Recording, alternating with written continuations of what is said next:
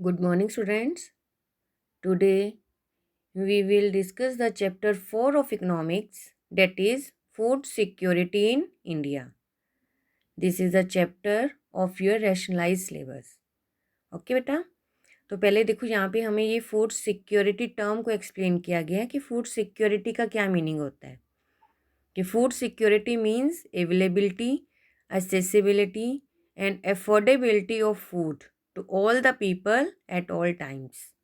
It means कि जब country में सभी पीपल को जो फूड है वो अवेलेबल होता है। ठीक है, कि हमारी जो गवर्नमेंट ग्रेनरीज होती हैं, गवर्नमेंट गोडाउन्स होते हैं, तो वहाँ पर प्रॉपर फूड का क्या हो, स्टॉक हो।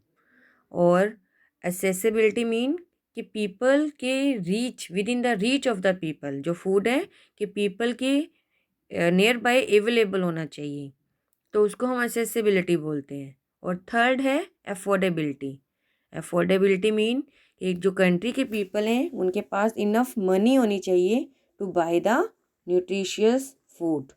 तो जब ये थ्री टर्म्स फुलफिल होती हैं देन वी से there is a food security, कि कंट्री के अंदर क्या है, फूड सिक्योरिटी है। तो अब देखो नेक्स्ट हमें दिए है कि वाई फूड सिक्योरिटी, कि फूड सिक्योरिटी की क्यों नीड है, क्यों फूड सिक्योरिटी होनी चाहिए। कि जनरली अगर हम कंट्री में बात करें तो कई बार क्या होता है, नेचुरल डिज़ास्टर अक्कर हो जाते हैं, अर्थक्वेक आ जाता है, ड्रॉट, फ्लड, सुनामी, या कई बार क्रॉप डिस्ट्रॉय हो जाती हैं, बाय फेमाइन अक्कर हो जाता है। तो उस केस में जो कंट्री के अंदर फूड ग्रेन है उनकी शॉर्टेज ना राइज हो, तो उसके लिए हमें फूड सिक्योरिटी की नीड है। अब अगर हम यहाँ पे एक एग्जांपल लेते हैं, हमारे इंडिया में 1943 में बहुत डिवास्टिंग फेमाइन अक्कर हुआ था, जिसको बोलते हैं फेमाइन ऑफ बंगाल। कि इतना बंगाल के एरिया में इतना डिवास्टिंग फेमाइन अक्कर हुआ था जिसमें नियर अबाउट 30 लाख पीपल जो हैं किल हो गए थे। ठीक है, अब उसके बाद देखो नेक्स्ट हमें यहाँ पे एक्सप्लेन किया है कि हु आर फूड इनसिक्योर, कि जनरली कौन से पीपल होते हैं जो फूड इनसिक्योर होते हैं, जो वल्नरेबल होते हैं, जिनको टू टाइम मील नीड जिनकी सेटिस्फाई नहीं होती। तो जनरली अगर हम लैंडलेस पीपल की बात करते हैं, ट्रेडिशनल आर्टिसंस की, ठीक है, पेटी सेल्फ वर्कर जो वर्कर्स होते हैं, बेगर्स होते हैं, तो जनरली ये पीपल क्या होते हैं, फूड इनसिक्योर होते हैं। अगर हम सोशल ग्रुप्स की बात करते हैं तो जनरली जो एससीज़ हैं, एसटीज़ हैं, ओबीसीज़ हैं, ठीक है, ये पीपल जो होते हैं, schedule caste, schedule tribe, other backward classes, तो जनरली ये जो सोशल ग्रुप्स हैं ये फूड इनसिक्योर होते हैं। ठीक है, जनरली इन पीपल को जो टू टाइम मील नीड है वो इनकी ईजिली सेटिस्फाइड नहीं होती हैं। या अगर हम हमारे कंट्री में बात करें कि कुछ एक स्टेट्स हैं जो इकोनॉमिकली बैकवर्ड स्टेट्स हैं, ठीक है, जहाँ पर पॉवर्टी ज़्यादा है, तो उन स्टेट्स के अंदर भी जो पीपल हैं वो इनसिक्योर पीपल हैं, फूड इनसिक्योर पीपल हैं, कि उनकी जो फूड नीड है वो टू टाइम मील नीड कई बार सेटिस्फाई नहीं होती, तो इनको हम फूड इनसिक्योर पीपल बोलते हैं। अब अगर हम इंडिपेंडेंस टाइम में बात करें तो उस टाइम पीरियड में हमारे कंट्री के अंदर फूड सिक्योरिटी नहीं थी। हमने फूड सिक्योरिटी को गेन किया है आफ्टर द ग्रीन रेवोल्यूशन, कि 1960s में लास्ट में जब फूड ग्रीन रेवोल्यूशन अक्कर हुआ हमारे कंट्री में, जिससे जो फूड ग्रेन का प्रोडक्शन है वो इंक्रीज़ हुआ। कि जब हमारे इंडिया के अंदर जो फार्मर्स थे उन्होंने मॉडर्न इनपुट्स को यूज़ करना स्टार्ट किया, कि उन्होंने केमिकल फर्टिलाइज़र्स, पेस्टिसाइड्स, ठीक है, उनको यूज़ किया प्रोडक्शन इंक्रीज़ करने के लिए। तो जब ये ग्रीन रेवोल्यूशन अक्कर हुआ, मॉडर्न मशीनरीज़ को यूज़ किया गया, तो जब ये ग्रीन रेवोल्यूशन अक्कर हुआ तो उसका रिज़ल्ट हुआ कि हमारी कंट्री के अंदर भी जो फूड ग्रेन की प्रोडक्शन है वो इंक्रीज़ हुई, और इंडिया क्या बना, सेल्फ सफिशिएंट इन फूड ग्रेन्स। कि उसके बाद हमारे कंट्री के अंदर भी जो फूड सिक्योरिटी है वो सेटअप हुई। और इस फूड सिक्योरिटी सिस्टम को बहुत केयरफुली हमारी जो गवर्नमेंट है उन्होंने डिज़ाइन किया है। इसमें इस सिस्टम के अंदर टू कंपोनेंट्स हैं, फर्स्ट है बफर स्टॉक और सेकंड है पब्लिक डिस्ट्रीब्यूशन सिस्टम। अब पहले देखो बफर स्टॉक क्या होता है, कि बफर स्टॉक का मीन है stock of the food grain. ठीक है, कि जो गवर्नमेंट गोडाउन्स होते हैं, ठीक है, उन गोडाउन्स के अंदर जो एक एजेंसी है गवर्नमेंट की, food corporation of India, FCI। तो FCI जो है वो वीट और राइस फार्मर से परचेज करती हैं और उनको इन गवर्नमेंट गोडाउन्स के अंदर, ग्रेनरीज के अंदर उनको क्या किया जाता है, स्टोर किया जाता है। तो फिर वहाँ पे जो स्टॉक होते हैं इन फूड ग्रेन्स का, तो उनको बफर स्टॉक बोला जाता है। ठीक है, कि ये जो FCI ऑफिशियल्स होते हैं वो फार्मर से प्री अनाउंस्ड प्राइस पर, जिसको हम MSP बोलते हैं, मिनिमम स्पॉट प्राइस। MSP जो गवर्नमेंट क्रॉप ग्रो करने से पहले ही अनाउंस करती है कि फार्मर्स को उनकी क्रॉप्स के इतना जो प्राइस है वो प्रोवाइड किया जाएगा, तो उसको MSP बोला जाता है। तो ये प्री अनाउंस्ड प्राइस होता है कि क्रॉप को ग्रो करने से पहले ही अनाउंस किया जाता है। तो इस MSP रेट पर जो गवर्नमेंट है वो फूड ग्रेन को परचेज करती है और उसके बाद गवर्नमेंट जो ग्रेनरीज होती हैं वहाँ पर उनको स्टोर किया जाता है by the FCI, food corporation of India. ठीक है, और उसके बाद इन फूड ग्रेन को पब्लिक डिस्ट्रीब्यूशन सिस्टम, PDS, इस सिस्टम के थ्रू जो कंट्री के पीपल हैं उन पीपल को इनको इशू प्राइस पर सेल किया जाता है। इशू प्राइस क्या होता है कि the price lower than the market price, कि मार्केट प्राइस से लो रेट पर, जिसको हम इशू प्राइस बोलते हैं।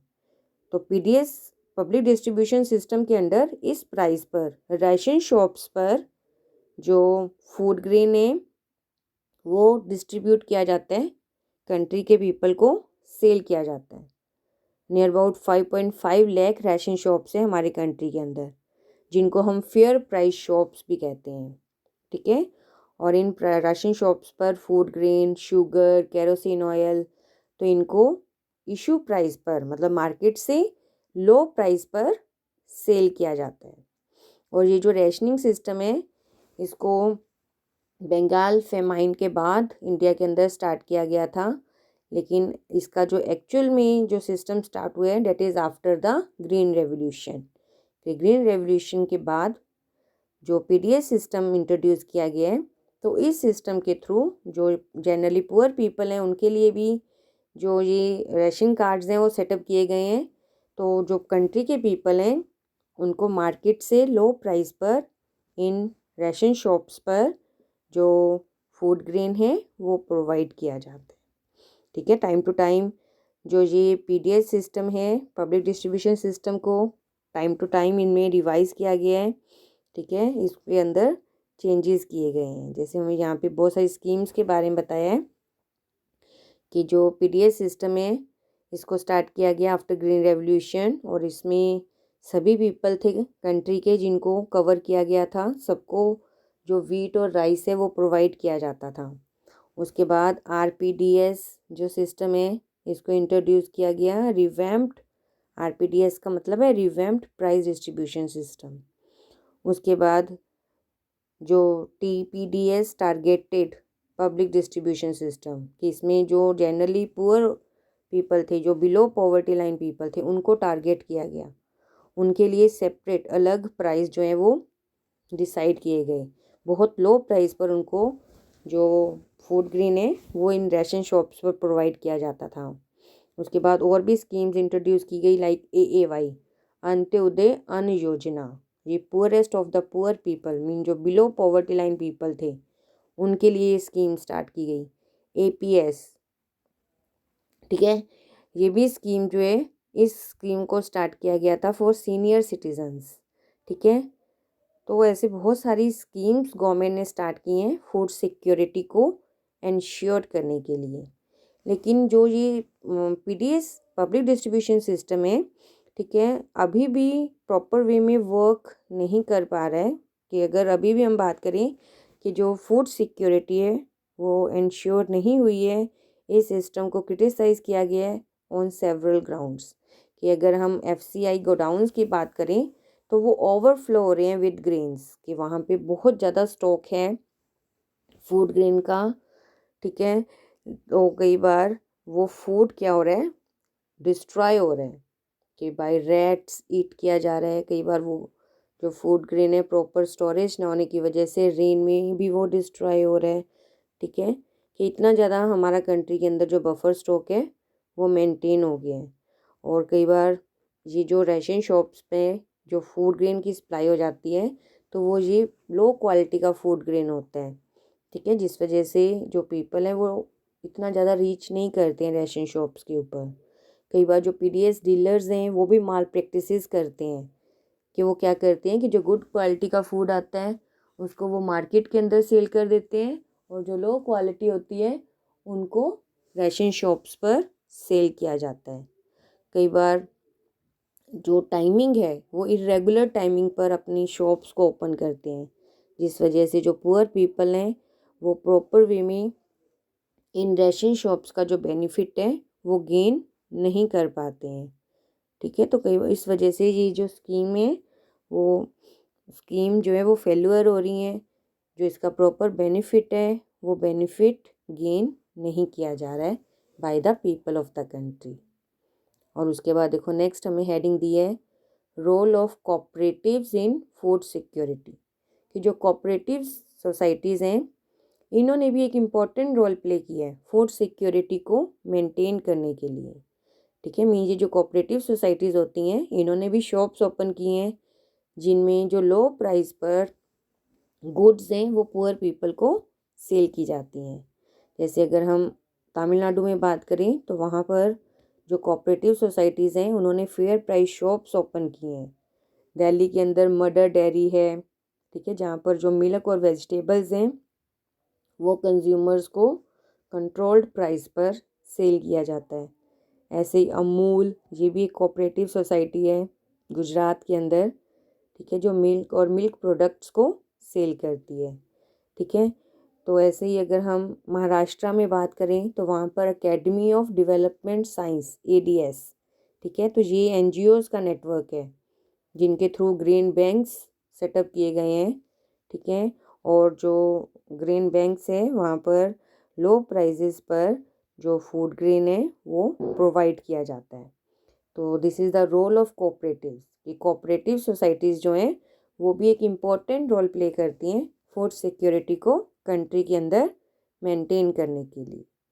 ठीक है, तो बेटा ये आपका चैप्टर था, chapter 4 food security in India. तो अब आप अच्छे से इसको रीड करोगे। ओके बेटा, थैंक यू।